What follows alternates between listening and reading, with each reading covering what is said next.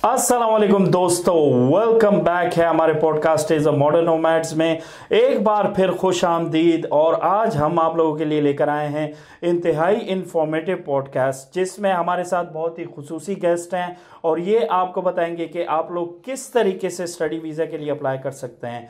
पिछली जो पॉडकास्ट थी उसमें जो 2 पॉडकास्ट हुई हैं उसमें हमने आपको बताया था डंकी के बारे में, लोगों ने अपना डंकी का एक्सपीरियंस शेयर किया था। लेकिन इस पॉडकास्ट में स्टडी के हवाले से हमारे ख़ास गेस्ट समी खान आपको बताएंगे कि और वो किस फील्ड से ताल्लुक़ रखते हैं, किस तरह उन्होंने अप्लाई किया, किन किन स्ट्रगल्स का सामना करना पड़ा उनको और फिर किस तरह ये फिनलैंड में पहुँचे। तो शुरू करते हैं आज का पॉडकास्ट। लाइक कीजिए, सब्सक्राइब कीजिए और शेयर करना ना भूलिएगा। स्टूडेंट्स के लिए मोस्टली बैंक्स जो होते हैं वो फ्री होते हैं। जिस तरह मेरे नार्डिया में ये था कि 5 यूरो महीने की फ़ी काटते हैं सब्सक्रिप्शन। तो वो ये था कि अगर आप स्टूडेंट सर्टिफिकेट अपलोड करते हैं तो वो आपकी वो भी माफ़ हो जाती है। अगर आप अंडर 30 हैं और स्टूडेंट हैं तो आपके लिए किसी बैंक की कोई भी फ़ीस नहीं है।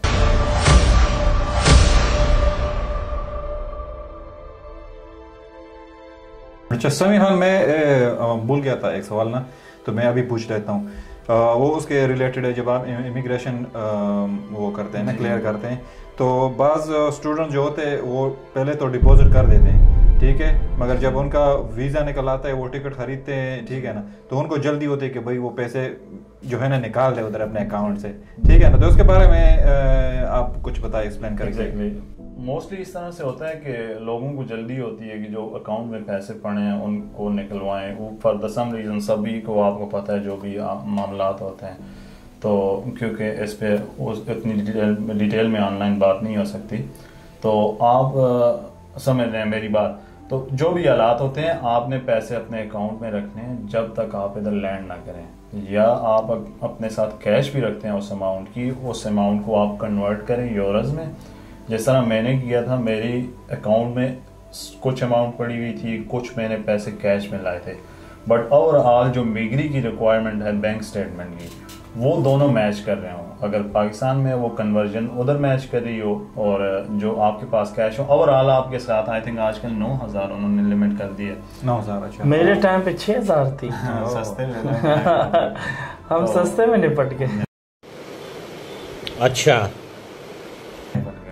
तो ये है कि वो 9,000 ओवरऑल जो भी अमाउंट है वो पूरी होनी चाहिए। 3,000 अगर आपके पास यूरोज़ में कैश में है तो वो जो पिछली बचती है 6,000 आई थिंक 18-20 लाख जितना भी बनता है वो आपके पास, मतलब ओवरऑल कैलकुलेशन बराबर होनी चाहिए। क्योंकि मुझे उस मिग्री वाले ने सवाल किया कि भाई डू यू हैव कैश, मैंने कहा हाँ है, कितनी है, मैंने कहा इतनी, कहता दिखाओ, मैंने निकाल के दिखाई, कहता है बाकी कितना है, मैंने कहा बाकी तो मेरे अकाउंट में पड़े हुए हैं। तो दूसरी सबसे इम्पॉर्टेंट बात इमिग्रेशन क्लियर करने के लिए, आपने जो बैंकिंग आपकी ऐप्स हैं उनका आपने ईमेल पे OTP करना है और उनको इंटरनेशनल आई थिंक वो जो भी उनका प्रोसीजर होता है उनको कहना है कि भाई मैंने अब्रॉड जाना है, मेरी एप्लीकेशन बाहर भी चले।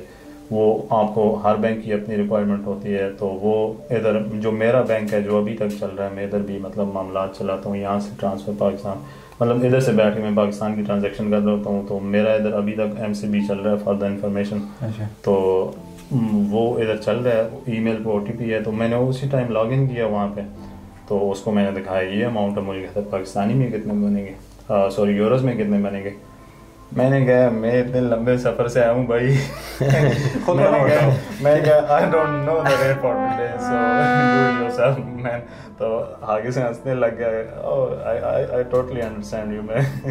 तो उसने मुझसे पूछा क्यों आ रहे हो क्या, मैंने कहा ये मेरी ऑफर लेटर है यूनिवर्सिटी ऑफ हेलसिंकी से, ये मेरी एडमिशन ऑफर लेटर है। उसने कहा फीस आपने कोई पे की, मैंने कहा ये मेरा एडमिशन लेटर है, स्कॉलरशिप लेटर है, फ़ी मुझे नहीं पे करनी थी। फिर उसने मुझे कहा कि आप रहेंगे किधर, मैंने हवास वाली वो अकोमोडेशन की ऑफर दिखा दी।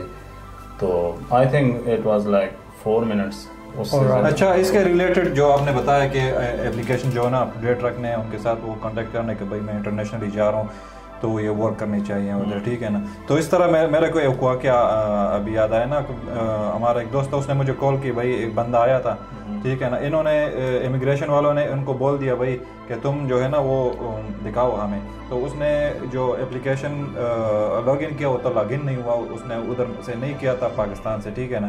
तो फिर उनको बोलते चलो ये लॉगिन नहीं, कार्ड है तुम्हारे पास, उसके पास ATM कार्ड था, उसके कहते इधर से निकालो पैसे।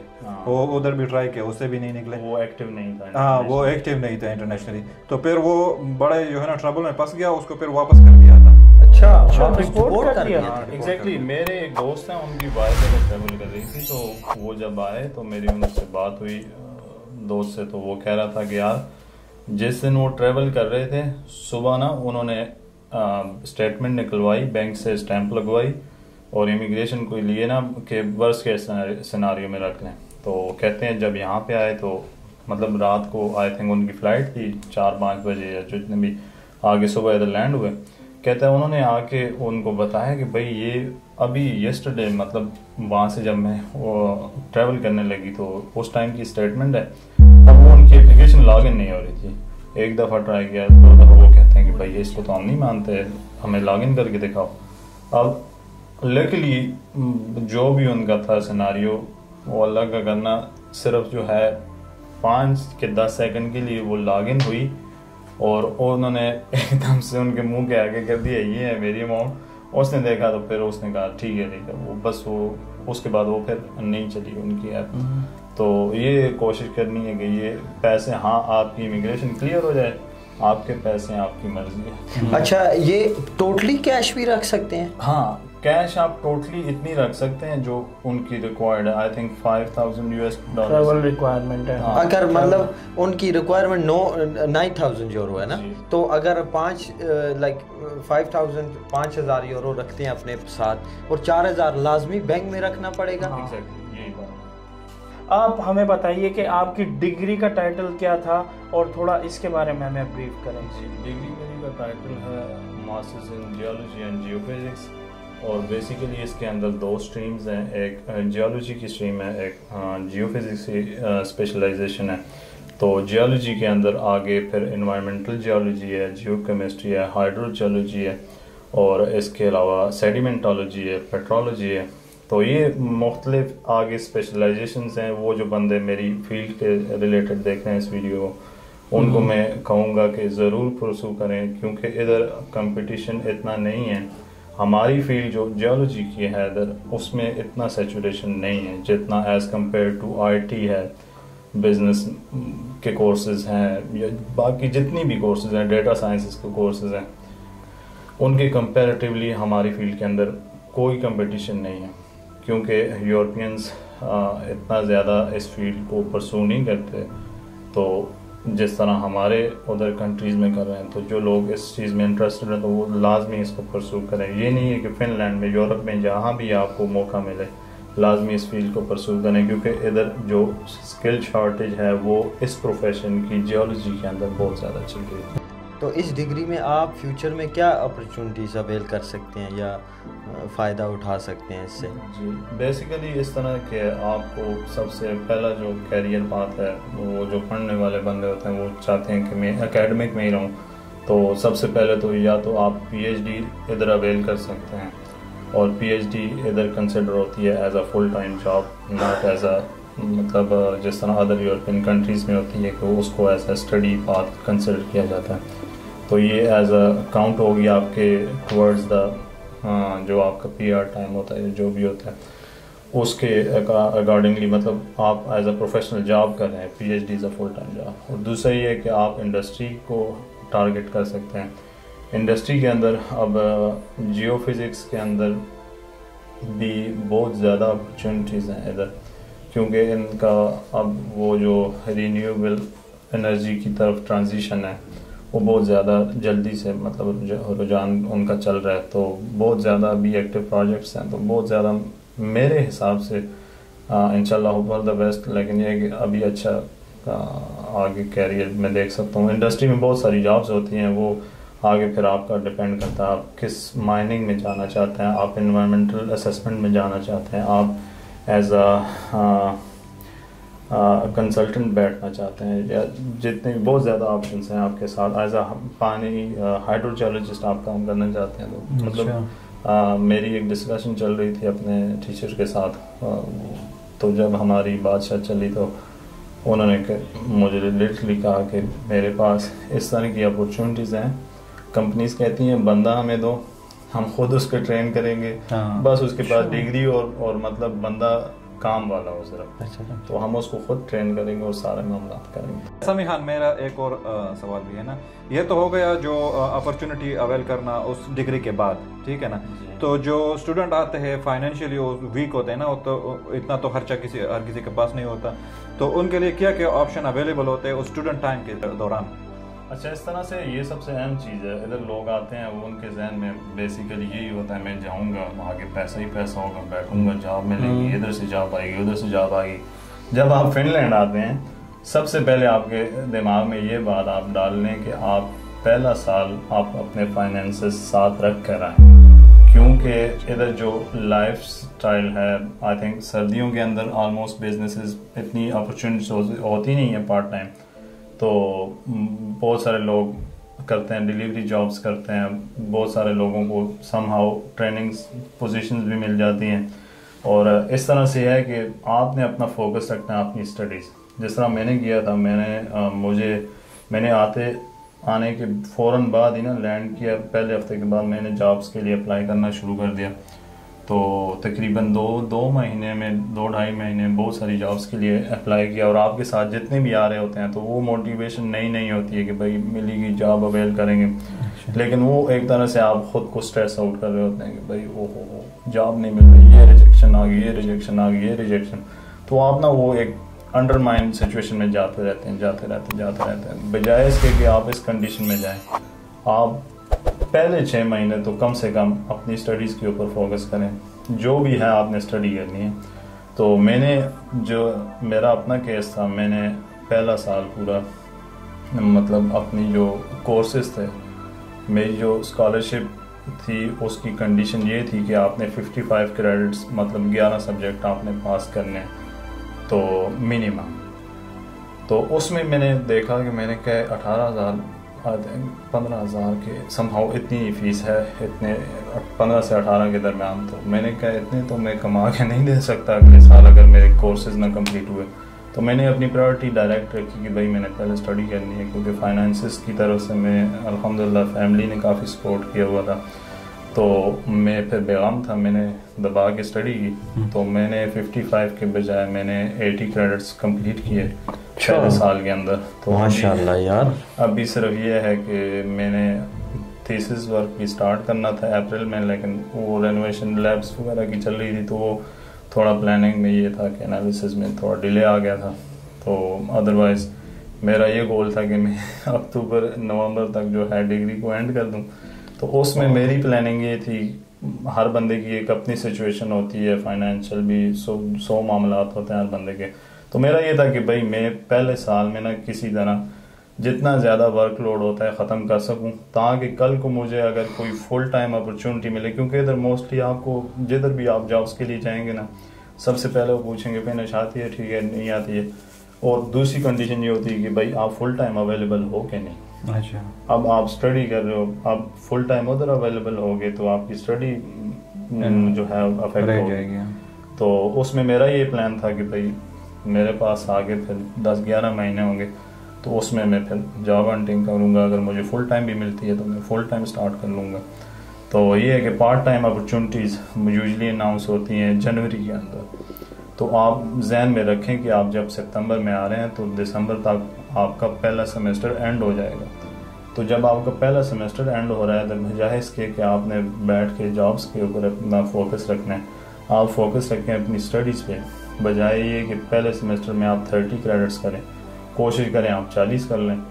जितना ज़्यादा हो सकता है वर्कलोड अपना स्टडी का ख़त्म करें, स्टडी कल्चर को समझें, अपनी जो फील्ड के अंदर जो आपके प्रोफेशनल्स हैं उनके साथ आप इंटीग्रेट हों, उनके साथ बैठें, कनेक्शन बनाएं। तो मोस्ट प्रोबेबली ये चांसेस होते हैं कि वो ही ना आपको बता देते हैं कि भाई ये मेरे रिसर्च ग्रुप में ये टॉपिक चल रहा है, फिर आपको इंट्रोड्यूस करते हैं कि भाई आपको पता भी लग जाता है कि भाई किस बंदे के पास फंडिंग है, किधर क्या नहीं है, किधर क्या नहीं है। वो तभी होगा जब आप स्टडी में टोटली इंडल्ज होंगे। अदरवाइज आप पार्ट टाइम जॉब कर रहे हैं, यूनिवर्सिटी में बैठे हुए हैं, क्लास में सो रहे हैं और बस भाग रहे हैं। इधर फिनलैंड का स्टडी कल्चर बहुत ईजी है, बहुत ईजी, इस तरह से कि इधर आपको ना क्लासेस में अटेंडेंस नहीं मिलेगा, एग्ज़ाम में जाके बैठ के एग्ज़ाम पास कर लिए तो आपका कोर्स क्लियर हो जाएगा। लेकिन जब आप स्टडी नहीं करेंगे तो उस एग्ज़ाम आपने एक ग्रेड से भी पास कर लिया तो मेरे नज़दीक उस चीज़ का फ़ायदा आपको कोई भी नहीं है। अच्छा, एक बात यह भी है कि ये जो स्टूडेंट आते हैं ना और उनके पार्टनर भी होते हैं ना, तो वो कोशिश करता है कि पार्टनर के साथ, बच्चों और पार्टनर के साथ इधर मूव हो जाए, क्योंकि उनके माइंड में ये चल रहा होता है भाई कि इधर आएंगे बच्चों को पासपोर्ट मिलेगा, या जो बच्चा आ रहा है उसका पासपोर्ट मिलेगा, या हम भी नेशनल हो जाएंगे ना, और उधर जो है ना ये जो गवर्नमेंट है वो सपोर्ट करेगी ना। तो अब वो लोग जो है ना वो आते हैं इसी चक्कर में, फिर वो जो है ना इधर फाइनेंशियली बहुत ख़राब हो जाते हैं, और फिर वो जो है ना वो चीखें मार रहे होते हैं कि भाई अब हम क्या करें, और हेल्प मांग रहे होते हैं। Exactly. जी, लास्ट वीक मैंने एक न्यूज़ पढ़ी है, उसमें ये इन्होंने लिखा हुआ था कि जो स्टूडेंट्स की फैमिलीज आ रही हैं वो मतलब क्राइसिस के अंदर, और मतलब वो बेनिफिट्स के पीछे और इधर और उधर मतलब वो कर रहे हैं। तो अब ये है कि ये लोग भी क्वेश्चन कर रहे हैं कि भाई जो पैसा आप लोग वहाँ से आपने कहा कि हमारे पास ये पहले साल का पैसा है, आप इधर आते हैं 2 महीने नहीं गुजरते, आप मतलब उन कामों के पीछे लग जाते हैं जो इधर के नेशनल लोगों के लिए होता है। तो जाहिर है हमारे मुल्क में कोई आएगा वो एक ऐसी चीज़ का फ़ायदा उठाएगा कि जो हम सिर्फ हमारे लिए हो, और हमारे लिए वो कम कर दी जाए। इधर पिछले आई थिंक इस अगस्त से इन्होंने स्टूडेंट्स के बेनिफिट्स कट किए हैं जो फिनिश स्टूडेंट्स है। हाँ, वो इसी वजह से कि बर्डन बन रहा था और उसके ऊपर इदारे के ऊपर, वो इसी वजह से फिर वो मतलब आवाज़ें उठनी शुरू हुई कि भाई बजाय इसके कि अपने नेशनल्स के, अपने स्टूडेंट्स के आप बेनिफिट्स कट कर रहे हैं, तो ये इस चीज़ को ख़त्म कर, तो कोशिश करें जो आप लोग आ रहे हैं तो इधर वही आ रहा होता है जिसके पास कुछ ना कुछ तो होता ही है ना, ये तो नहीं है बिल्कुल खाली हाथ कोई आ रहा हो। तो कोशिश करें अपने एक्सपेंसेस मैनेज करें पहले 5-6 महीने। तो ये जो डिपेंडेंट आते हैं, मैं कहता हूँ ये तो इनके लिए तो एक तरह से ये चलती फिरती जन्नत है कि एक बंदे ने पढ़ना है, दूसरे ने कमाना है, और फुल टाइम कमाना है, लीगली कमाना है, उसके ऊपर कोई बाउंड नहीं है कितने घंटे तुम काम करो कितने ना करो। अच्छा, तो बजाय इसके कि किसी ऐसे पाथवे के जो मतलब अच्छा नहीं है आगे आने वाले लोगों के लिए, तो आपको तो वक्ती फ़ायदा हो जाएगा, लेकिन आगे आने वालों के लिए फिर इश्यूज़ बनेंगे। तो जिस तरह यूके ने डिपेंडेंट वीज़ा बंद कर दिया, जर्मनी नहीं देता, ये इस तरह से बहुत से कंट्रीज़ हैं उन्होंने डिपेंडेंट वीज़ास ख़त्म करने शुरू कर दिए, और उसमें फिर जो बंदे मतलब लेजिट भी होते हैं हाँ, उनके लिए इशू बन जाता है, बहुत ज़्यादा इशू बन जाता है। वो अपनी मतलब फैमिली के साथ कनेक्ट ही नहीं हो सकते, क्योंकि भाई कंट्री अलाउ ही नहीं करती। किस वजह से नहीं अलाउ करती? वो लोग जो इन्होंने पीछे ब्लंडर्स किए होते हैं। और इसमें आपको ये बात ऐड करता चलूँ कि फिनलैंड की गवर्नमेंट ने बहुत सारे रूल्स चेंज कर दिए हैं, ख़ास तौर के वर्कर्स के हवाले से।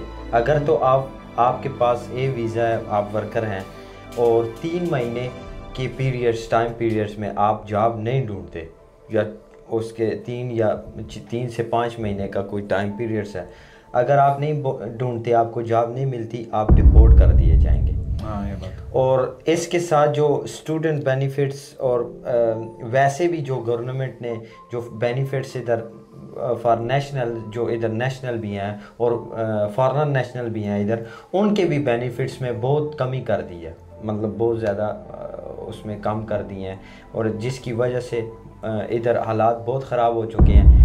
इवन के जो पहले स्टूडेंट आते थे उनको इधर डिलीवरी जॉब्स मिल जाती थी, और एक इधर ऐसा इदारा है डिलीवरी का जो मेल डिलीवर करते हैं, वो तो बंदे मिन्नत करके लेते थे। आज इस तरह का सिचुएशन है इस 2 सालों में कि भाई वो बंदा क्या आपको देखना भी गवारा नहीं करते, इस तरह की चीज़ें। और यहाँ पे स्टूडेंट इस तरह पढ़े हुए हैं, भाई काम नहीं मिल रहा उनको, इवन डिलीवरी जॉब भी नहीं मिली, और वो किसी और के लिए डिलीवरी जॉब करने के लिए तैयार हैं कि भाई हमें कुछ दो, क्योंकि फाइनेंशियल इश्यूज बहुत ज़्यादा हैं। जो उधर से पैसा कमाने आए हैं और उधर से फंसे हुए थे, इधर आके फिर फंस गए हैं। तो ये आप अपना ध्यान रखें, इस वजह से ना आए। अगर आपने पढ़ने आना है पढ़ें, आप डिग्री कंप्लीट करें, उसके बाद आपके लिए बहुत सारी अपॉर्चुनिटीज़ होंगी। और मैं तो सजेस्ट करूँगा, अगर आपको अभी मिल गया है स्टडी का यूनिवर्सिटी का जो है ना दाखिला, तो आप अकेले आए, पहले चेक करें, ठीक है ना। और उसके बाद अगर आपका सिचुएशन सही है, जॉब मिल रहा है, फाइनेंशियली आप उसको सपोर्ट करते हो अपने बच्चों और बीवी को, तो फिर उसको भी साथ में ले आए। हाँ, फिर तो बहुत इजी हो जाता है। आपने जस्ट अपनी सैलरी सिर्फ सिखानी है, मेरी ये सैलरी है, मैं अपनी फैमिली को इधर अफोर्ड कर सकता हूँ। वो आप आई थिंक मेरे जानने वाले हैं जिनका 15-20 दिन के अंदर डिपेंडेंट का वीज़ा आ गया। अदरवाइज जब आप साथ में आते हैं तो ऐसे भी हैं जिनके 7-7, 8-8 महीने, 9-9 महीने उनके केसेस डिले रहते हैं, इसी वजह से कि वो उनको शक होता है कि भाई ये पता नहीं उधर एक्सपेंसेस मैनेज कर सकेंगे नहीं कर सकेंगे। ये पीवीसी सिनारियोज बने हुए हैं उनकी बेसिस पे। तो अभी हमें थोड़ा बताएं, आपकी डिग्री टोटल 120 क्रेडिट्स की है जी। 120 क्रेडिट्स, इसमें जो है 30 क्रेडिट्स होते हैं हमारे थीसिस के, और 20 क्रेडिट्स जो होते हैं वो कंपल्सरी कोर्सेज के हैं। जो मैं स्पेसिफिक अपनी डिग्री की बात करूं तो 20 क्रेडिट्स कंपल्सरी हैं, तो टोटल ये मतलब 50 क्रेडिट्स कंपल्सरी हो गए।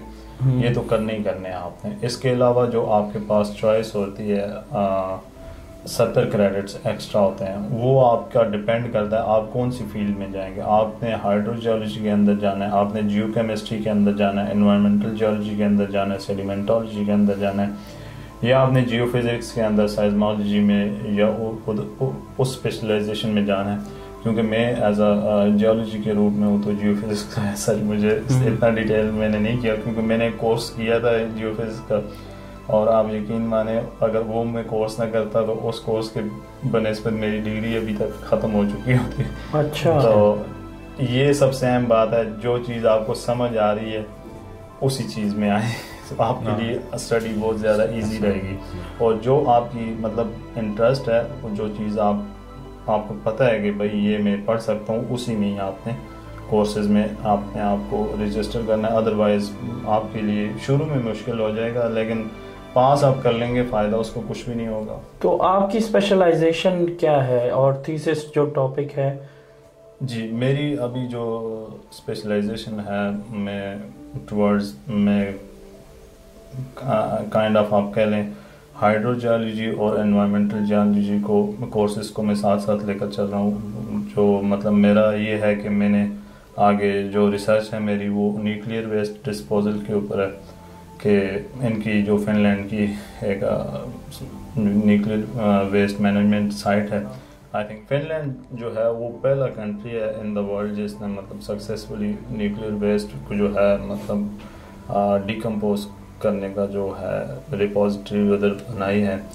और मैंने भी इसी वजह से सिलेक्ट किया कि हम खुद एक मतलब न्यूक्लियर नेशन है, तो व्हाई नॉट डू समथिंग मतलब जो बैक इन पाकिस्तान मुझे बेनिफिट करे, मेरे पाकिस्तान को बेनिफिट करे, बजाय इसके कि वो ये क्राउड जो सारे ले रहे हैं भाई मैंने ये पढ़ना है, मैंने माइनिंग में जाना है, मैंने तो कोशिश करें उस फील्ड में जाएं जो जिस फील्ड में कोई नहीं जा रहा। थोड़ा टफ होता है, लेकिन ये है कि आपको इन द लॉन्ग रन बड़ा फ़ायदा देती है वो चीज़। आपको क्या लगता है हमें इस चीज़ की ज़रूरत है पाकिस्तान में, क्योंकि हम भी एक न्यूक्लियर स्टेट हैं और हमारे बड़े हैवी न्यूक्लियर एसेट्स हैं?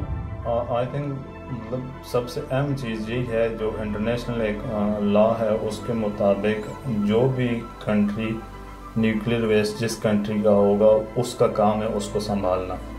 अब मेरी पाकिस्तान के ऊपर इतनी रिसर्च नहीं है कि वो किस तरह मैनेज कर रहा है इस चीज़ को कि नहीं, लेकिन ये बहुत एक अहम एस्पेक्ट है, मतलब जो न्यूक्लियर पावर प्लांट्स होते हैं या मतलब रिसर्च सेंटर्स होते हैं उनके लिए कि भाई उन्होंने किस तरह से मैनेज करना है। तो मैंने भी इसी तरह से देखा कि हमारे एक कोर्स था, उसमें एक हमारे आए थे टीचर, उन्होंने अपनी एक इंट्रोडक्टरी प्रेजेंटेशन दी थी कि भाई इस प्रोजेक्ट पे हम काम कर रहे हैं, सक्सेसफुली हमने मैनेज किया है 100% इसको जो है डिस्पोज ऑफ करने का, मतलब सारा स्ट्रक्चर बनाया है सारा कुछ।